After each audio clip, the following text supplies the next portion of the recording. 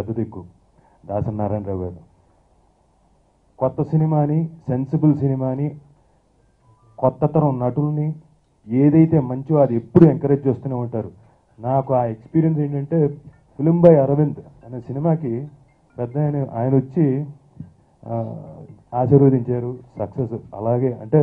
అలాగే మళ్ళీ ఇప్పుడు అప్పట్లోనే సినిమాకి వచ్చి ఆయన పెద్ద మనసుతోటి ఇంతమంది కొత్త తరాన్ని ఎంకరేజ్ చేస్తున్నారు. Sir thank you very much. Blessings మీది 100% మీది పాజిటివ్ ఎనర్జీ మాకందరికి కొత్త తరం వాళ్ళకి అద్భుతంగా క్యారీ అవుతుందండి.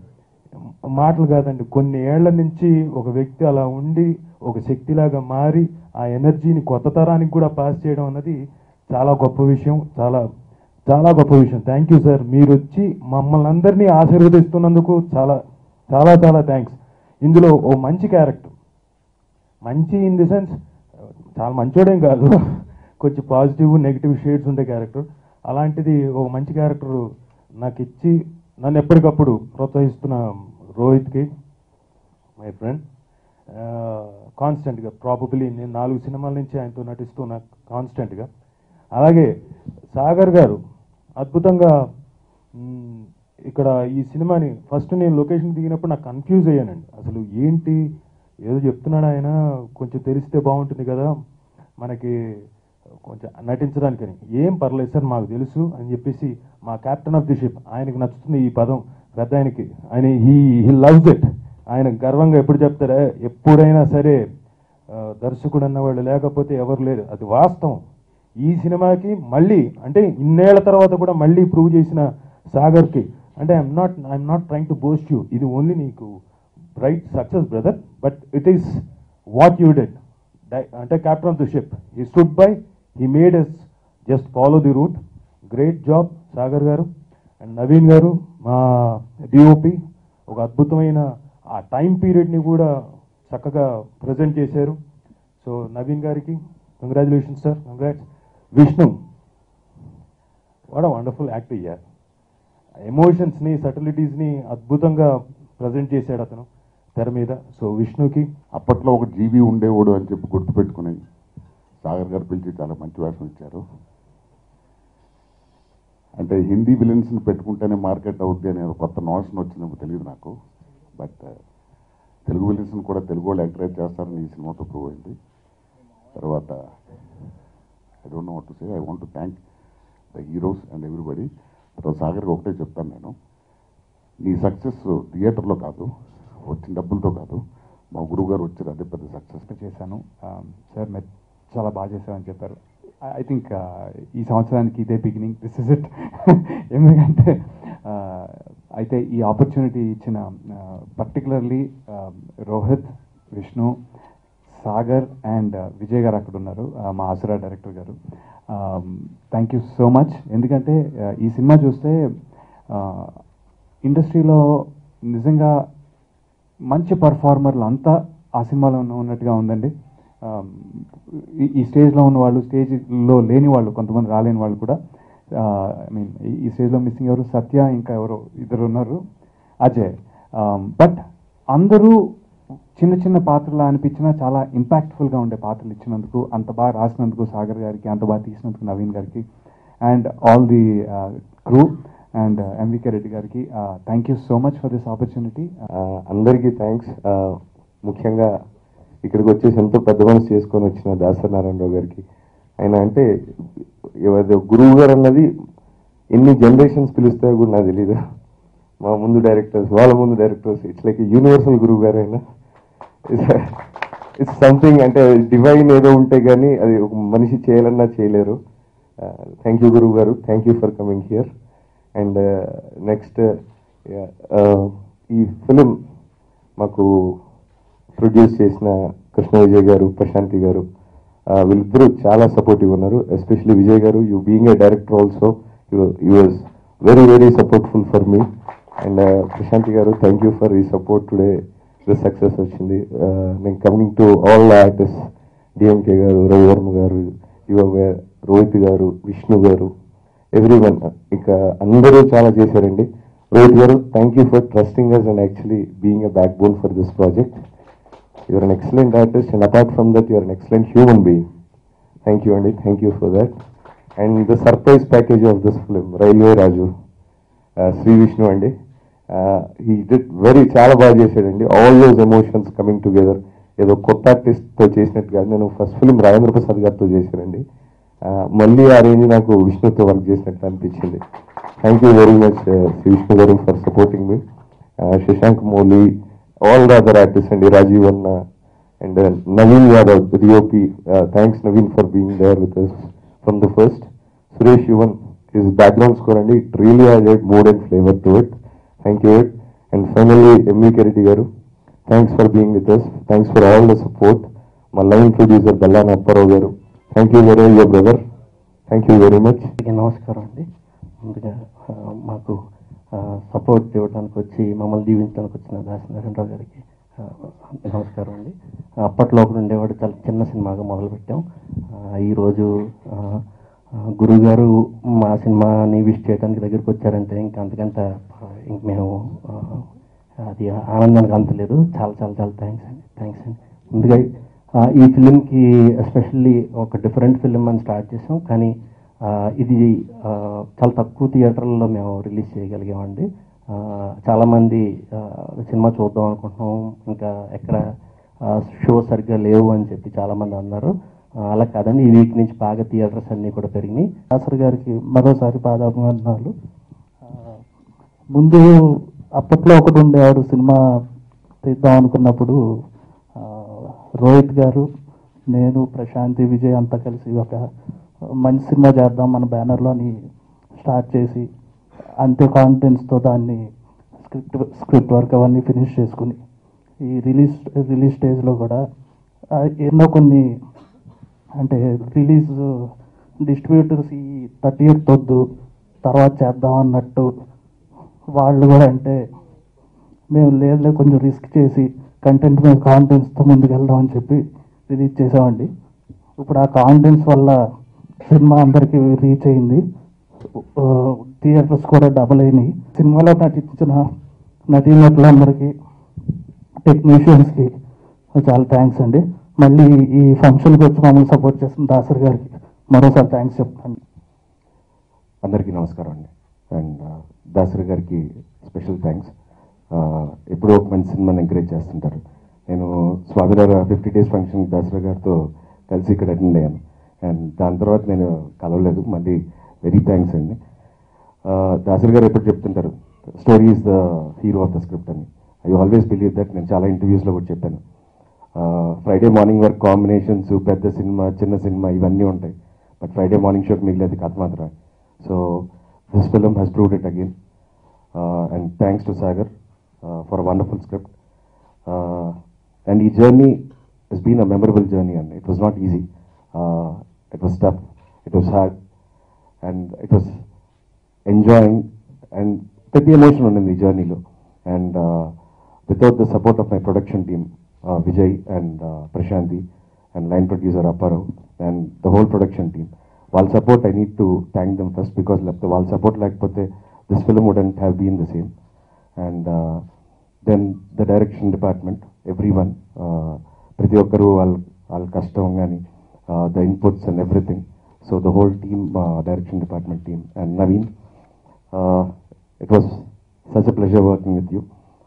ఎవడే Subramanyam, I didn't watch the film, but trailers చూసినప్పుడు I was like very impressed, and it was an honour working with you for this film.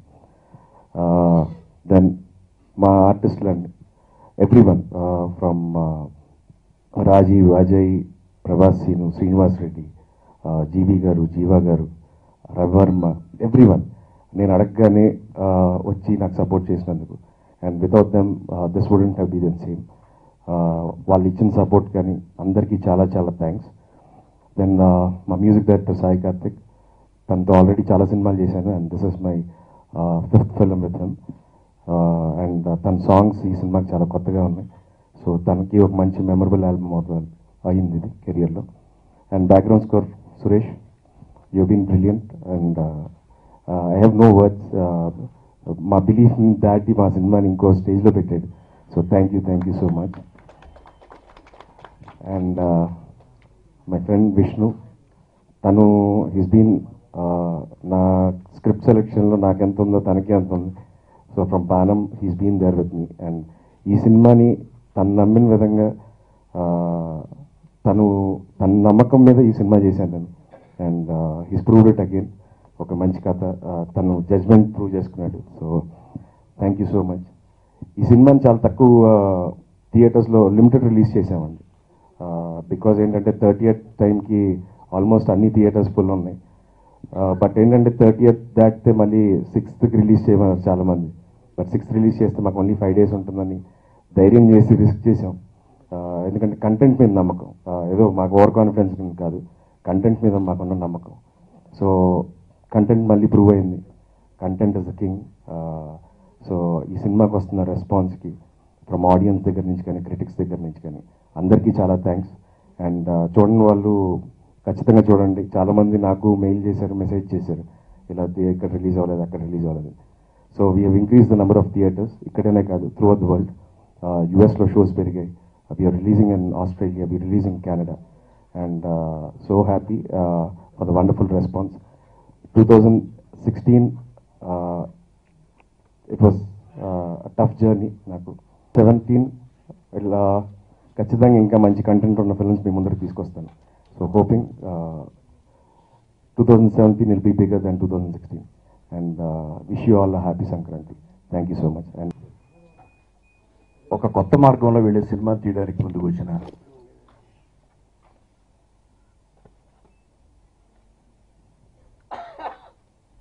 అమ్మాయి ప్రశాంతి, విజయ్, అలాగే దీనికి ప్రోత్సాహాన్ని ఇచ్చినటువంటి ఎంవికే రెడ్డి గారికి ముందుగా నా అభినందనలు చెప్తున్నా. అది నాకు చూపించాలని ఆ నిర్మాతలు, దర్శకులు అనుకుంటుంటారు. అలా చూపించడానికి అవకాశం లేనప్పుడు వాడు నేను తెలియక, లేకపోతే నాతో పరిచయం లేక నా దగ్గరికి రావడానికి ఇబ్బంది అయ్యో ఉన్న వాళ్ళకి నేనే ఫోన్ చేసి ప్రింట్ తెప్పించుకుని చూస్తాను. అలా ఇంతవరకు ఎన్ని సినిమాలు రిలీజ్ అయినాయో వాటిలో ఒక 5-10% తప్ప 90% సినిమాలు ప్రతిసారి నేను చూస్తూనే ఉంటాను. ఎందుకంటే I want to update my self. ఇవాళ వీళ్ళు ఎలా ఉన్నారు, ఎలా చేస్తున్నారు అనే దానికోసం. నాకు 2 సంవత్సరాల క్రితం చాలా బాధ వేసింది మన సినిమాలు చూస్తుంటే.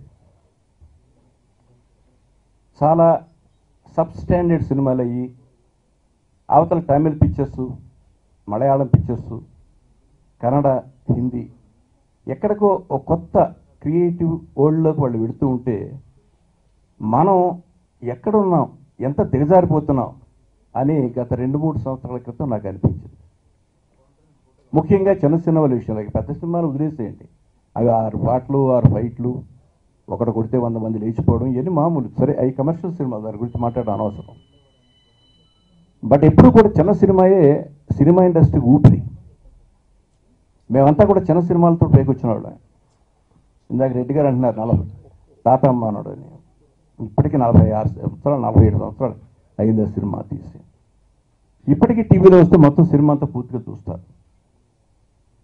అంటే అది చిన్న సినిమాయే ఇండస్ట్రీకి ఊపిరి. చిన్న సినిమా నుంచే డైరెక్టర్స్ వస్తారు, చిన్న సినిమా నుంచే రైటర్స్ వస్తారు, చిన్న సినిమా నుంచే యాక్టర్లు వస్తారు.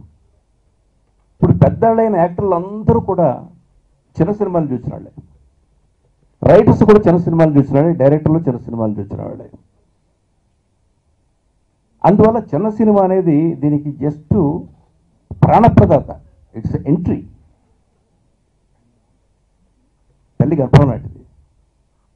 తల్లి గర్భం నుంచి బయటకు రావడం ఎలాగో చిన్న సినిమా నుంచి ఇండస్ట్రీకి బయట రావడం అంత గొప్పది. నాకు ఈ సినిమా అప్పట్లో ఒకటి ఉండేవాడు, ఫస్ట్ టీవీ స్క్రీన్ మీద నాకు ఇది ఆ టైటిల్ వేయగానే దేర్ ఈజ్ సంథింగ్ అనిపించింది. దానికి కారణం రోహిత్. నేను రోహిత్ మీద నాకు అసలు అంత అభిప్రాయం లేదు. అసలు ఏదో నారా చంద్రబాబు నాయుడు గారి తమ్ముడు నారా రామూర్తి నాయుడు. సరే, బాలకృష్ణ ఇండస్ట్రీలో ఉన్నాడు, తను కూడా ఇండస్ట్రీలోకి వచ్చాడు, తను కూడా ఆర్టిస్ట్ అవ్వాలని కూడా అనుకున్నా. అయితే నారా రోహిత్ ఒక సినిమా 2 సినిమాలు చూసిన తర్వాత బాణం, అసలు ఇతను ఏదో డిఫరెంట్గా ఆలోచిస్తున్నాడు అనే మాట అనిపించింది నాకు.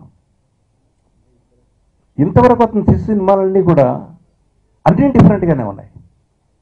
అంటే ఏదో మైండ్ సెట్ చేసుకున్నాడు, ఒక different making, different cinema, different subject. నాకు అందుకే కనిపించగానే చెప్పాను, సబ్జెక్ట్ సెలక్షన్లో చాలా బాగున్నావు అని. అందరూ వెడుతున్న దారి ఒకటి అయితే తను వెడుతున్న దారి ఇంకొకటి. ఆ సెలక్షన్ నేను నచ్చింది. ఇప్పటికీ అతను ఆర్టిస్ట్గా స్టాండ్ అవ్వడానికి కారణం జస్ట్ ఆ సెలక్షన్. ఇంకా చాలా బ్రైట్ ఫ్యూచర్, చాలా పెద్ద ఫ్యూచర్ వస్తుంది. డైలాగ్ డెలివరీ ఒక స్టైల్ ఏర్పాటు చేసుకున్నాడు. అవతల తల్లి కానీ, అవతల ఇంకొకళ్ళ చెల్లెలు కానీ, ఇంకో బావ కానీ, ఎవరైనా కానీ లక్ష్యం ప్రొఫెషనల్ జస్టిస్. చాలా బాగా చేశాడు క్యారెక్టర్, బాగా సెలెక్ట్ చేసుకున్నాడు సబ్జెక్ట్.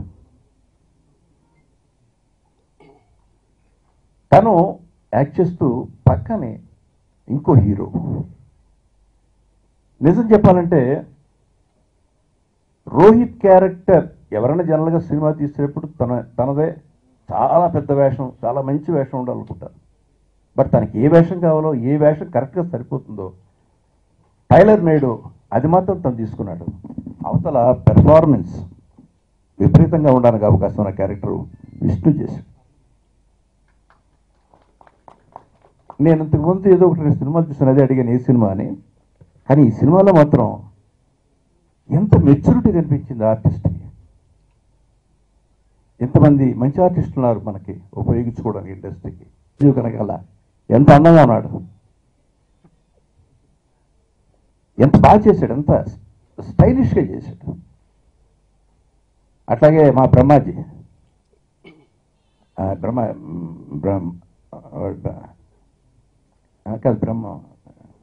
బ్రహ్మాజీ విఠల్ సేట్, వాడి క్యారెక్టర్ అంత లేచిపోయింది.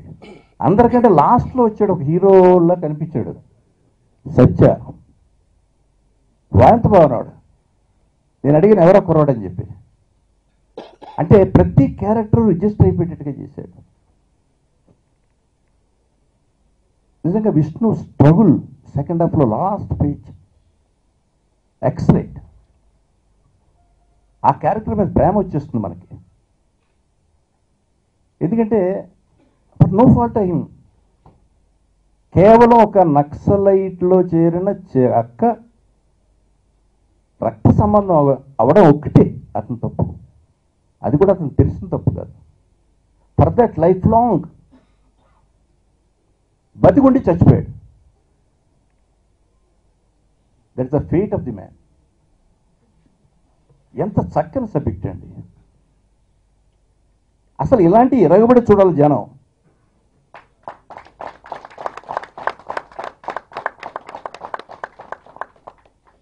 ఎందుకంటే ఈ సినిమా ఎలాంటి సినిమా, ఒక సినిమా వచ్చింది, ఈ సినిమాని మనం చూడాలి అనేలోగా సినిమా వెళ్ళిపోతుంది. ఎందుకంటే నెక్స్ట్ వారానికి 4 పడిపోతున్నాయి. ఇవాళ ఇందాక రోహిత్ చెప్పింది కరెక్ట్, చాలా చోట్ల లేదన్నారు. ఇవాళ నుంచి 100 స్క్రీన్స్ మళ్ళీ చేస్తున్నారంటే really great. This picture deserves that success.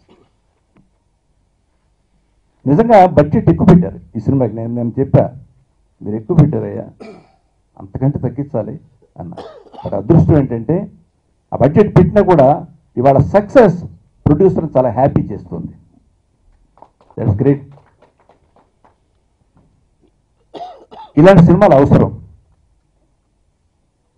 నాకు అనిపిస్తుంది సినిమాలకి రేటింగ్లు ఇస్తున్నారు కొన్ని మన వెబ్సైట్లో. ఇవిను కొంతమంది చాలా జెన్యూన్గా, చాలా పెద్ద మనిషి తరహాగా ఇస్తున్నారు. కొన్ని ఉంటాయి కదా 1-2 చెడు పురుగులు, అంటే డబ్బుల కోసం, బ్లాక్మెయిల్ కోసం. మీడియాని ఎవడైతే బ్లాక్మెయిల్ కోసం తప్పుదారులు పట్టాలనుకుంటాడో వాడు సర్వనాశనం అయిపోతాడు. అయిపోయాడు కూడా, అయిపోతారు. యాజ్ ఏ మీడియా మ్యాన్ నేను చెప్తున్నా, ఒక చరిత్ర సృష్టించాను ఉదయం పేపర్తో. ఎవడో వేలు పెట్టి చూపించలేని జర్నలిజాన్ని చూపించాను. ఇవాళ ఇలాంటి చిన్న సినిమాలను ఎంకరేజ్ చేయండి, నాశనం చేయకండి. డబ్బులు కావాలంటే అడిగి తీసుకోండి, కానీ సినిమాని నాశనం చేయకండి. అందులో కొన్ని 10-15 మంచి ప్రాణాలు ఉంటాయి, ఆ ప్రాణాలను చంపకండి. ఏమొస్తుంది మీకు? మీ ఇష్టం వచ్చేట్టుగా రాస్తే ఏమొస్తుంది? ఒకరోజు చదువుతారు, రెండో రోజు తీసి వారేస్తారు. Don't try to blackmail the people, blackmail the films, blackmail the small films. Spare చేస్తారని అనుకోకండి. ఒకరోజు స్పేర్ చేస్తారు, రెండో రోజు స్పేర్ చేస్తారు. Don't think everyday is everyday. నేను అటువంటి వాళ్ళకి హెచ్చరిక చేస్తున్నాను స్టేజ్ నుంచి. మీ రేటింగ్ మీద కొన్ని జీవితాలు ఆధారపడినప్పుడు మీ ఇష్టానుసారంగా ప్రవర్తిస్తే ఎట్లా? బాగుంటే బాగుందని చేయండి. ఒకడేమో ఎంత ఇస్తాడు, ఒకడేమో ఎంత ఇస్తాడు, ఎట్లా? How it is possible? ఈ సినిమాలు ముఖ్యంగా అమెరికాలోనూ అక్కడ యుఎస్లో రిలీజ్ అయినప్పుడు చిన్న సినిమాలకు తేడా పడుతుంది. అందువల్ల దయచేసి నేను చెప్పింది సదుద్దేశంతో తీసుకోండి, సదుద్దేశంతో తీసుకోండి. నాకు అనిపిస్తోంది అసలు ఇలాంటివన్నీ చూసిన తర్వాత కొంతమంది ఇండస్ట్రీలో ఎలాంటి సంబంధం లేని పెద్ద మనుషులు ఒక 600 మందిని తీసుకుని ఒక టీమ్గా ఏర్పాటు చేసి అది గుడ్ ఫిల్మ్ ప్రమోటర్స్ టీమ్ అని ఒకటి స్టార్ట్ చేయాలని నాకు అనిపిస్తుంది. వాళ్ళు సినిమా చూసిన రోజే నెక్స్ట్ డే దే రిలీజ్ ఈ స్టేట్మెంట్. వాళ్ళు ఇస్తారు రేటింగ్. 1-2 సినిమా చూసిన తర్వాత రేటింగ్ డెఫినెట్గా ఇంకెవరు చెప్పినా నమ్మరు, ఆ టీం చెప్పిందే నమ్ముతారు. అలాంటి ఒక టీంని ఏర్పాటు చేయడం కోసం రేటింగ్ అంటూ ఉంటే ఈ టీం చెప్పిందే రేటింగు, ఇంకేది రేటింగ్ కాదు అనే ఒక ఆలోచన తీసుకురావడానికి కనీసం ఒక ఏడాదిలో తీసుకురాగలను నేను అనుకుంటున్నా. కెమెరా చాలా బాగా చేశాడు. అతను చేసిన సినిమా నేను ఎవడే సుబ్రహ్మణ్యం కూడా చూసాను, నేను చాలా బాగా చేశాడు. ఇక మిగతా ఆర్టిస్టులు అందరూ ఒక్కొక్కరిని నేను పేరున చెప్పడం కంటే మ్యూజిక్ డైరెక్టరు, అట్లాగే సురేష్ బ్యాక్గ్రౌండ్ స్కోరు, తర్వాత కెమెరామెన్ సునీల్, ఇక మా వాళ్ళందరినీ, మా జీవి. ఎందుకంటే జీవి అప్పట్లో ఒకడు ఉండేవాడు, జీవి అన్నాడు. అప్పట్లో కదా ఎప్పుడో ఉన్నాడు జీవి. నిజంగా నేను చంపుతా ఉంటే నాకు బాధ వేసింది. ఎందుకు అలా అయిపోయావు అని. 90s సినిమా 1991 అనుకుంటే కుర్రాడు, చాలా కుర్రాడు. ఇతను అంతకుముందు ఒక సినిమా తీశాడు అయ్యారే అని, అది కూడా చాలా అద్భుతంగా తీశాడు. అంటే ఇంతంత మెటీరియల్ మన ఇండస్ట్రీలో, తెలుగు ఫిలిం ఇండస్ట్రీలో ఉందనేది జనానికి ఎప్పుడు తెలుస్తుంది? ఇలాంటి సినిమాలు వస్తే తెలుస్తుంది. ఇవి మీ ద్వారా ప్రజల్లో గడితే తెలుస్తుంది. ఇవి హిట్ అయితే తెలుస్తుంది. ఇవాళ చంద్ర పేరు ఆంధ్రప్రదేశ్ అంతా తెలుస్తుంది బికాస్ ఆఫ్ దిస్ పిక్చర్. ఈ ట్రీట్మెంట్ చాలా కష్టమైన సబ్జెక్ట్ ఇది, బట్ చాలా బాగా హ్యాండిల్ చేశాడు. లెంగ్త్ కూడా చాలా తక్కువ, ఎంత 2 hours 4 minutes. సో రియల్లీ నేను ఇలాంటి సబ్జెక్ట్స్ తీయండి, డెఫినెట్గా జనం క్యాచ్ చేస్తారు. ఎందుకంటే ఎక్కడి నుంచో ఉన్నాం మనం, మైనస్లో ఉన్నాం. మైనస్ నుంచి జీరోకి వచ్చి, జీరో నుంచి మళ్ళీ ప్లస్కి రావాలి. కాబట్టి ఇప్పుడిప్పుడే ప్లస్లోకి వస్తుంది. So make such type of films. ఎప్పుడు ఇవి సక్సెస్ అవుతాయి. దీనికి కావాల్సిన ప్రమోషన్ ఒక్కటే. ఆ ప్రమోషన్ మీరు కార్యక్రమం మొదలుపెట్టారు. డెఫినెట్గా ఈ సినిమా అంటే అఫ్కోర్స్ పండగకి సినిమాలు వస్తున్నాయి కాబట్టి థియేటర్స్ ప్రాబ్లం, కానీ అంతవరకు తిరుగు లేకుండా ఈ సినిమా ఆడాలని మనసారా కోరుతూ సెలవు తీసుకున్నాను. బట్ నేను ఒక సినిమా తీయాలనుకుంటున్నాను, ఒక నాయకురాలు కథ తీయాలనుకుంటున్నాను, జయలలిత కథ కాదు. అది స్క్రిప్ట్ ఫైనలైజ్ అయితే నేను తప్పకుండా మీకు అనౌన్స్ చేస్తాను. ఓకే, ఒక మహానాయకురాలు కథ తీయాలనుకుంటున్నాను.